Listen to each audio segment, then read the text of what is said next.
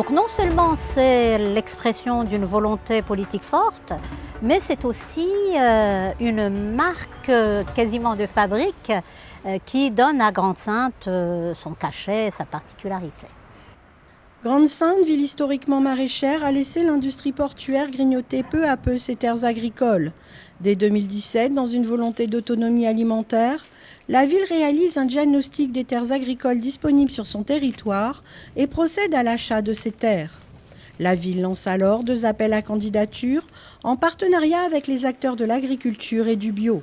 À ce jour, 6 maraîchers sont installés sur une surface de 13 hectares de terre et proposent une production maraîchère en circuit court et bio. Ce qui m'a plu, c'est l'idée au sens large, l'idée de proposer à des gens qui sont pas issus forcément de familles d'agriculteurs de pouvoir s'installer sur une activité agricole. Et puis après, le fait d'être soutenu par la ville et puis d'être pas tout seul aussi. Grande-Synthe, ville de partage, avec les jardins populaires qui se trouvent au pied des immeubles. Aujourd'hui, 6 jardins sont présents dans les différents quartiers de la ville. Ils permettent à 180 foyers de cultiver gratuitement une parcelle de terre. Sous l'impulsion de l'atelier de l'Université populaire, ces jardins deviennent très vite des espaces participatifs et conviviaux. En effet, les jardins populaires ne sont pas que de simples jardins. Grâce à eux, du lien social et de la solidarité et du partage se crée entre les habitants.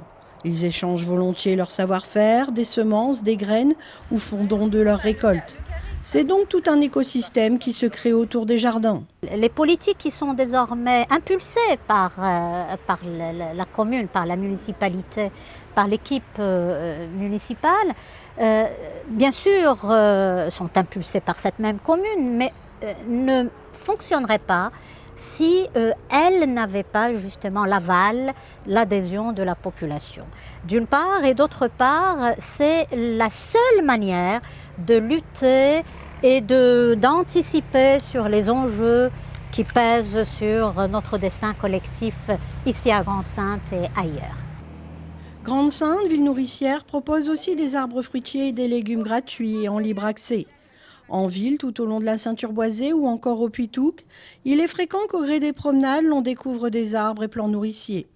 De plus, situé au cœur du Puytouc, plus grande réserve régionale, le verger est un espace pédagogique où chacun peut venir prendre conseil auprès des éco-guides. Grande-Synthe, ville maraîchère, nourricière et de partage, continue résolument sa transition vers l'autonomie alimentaire.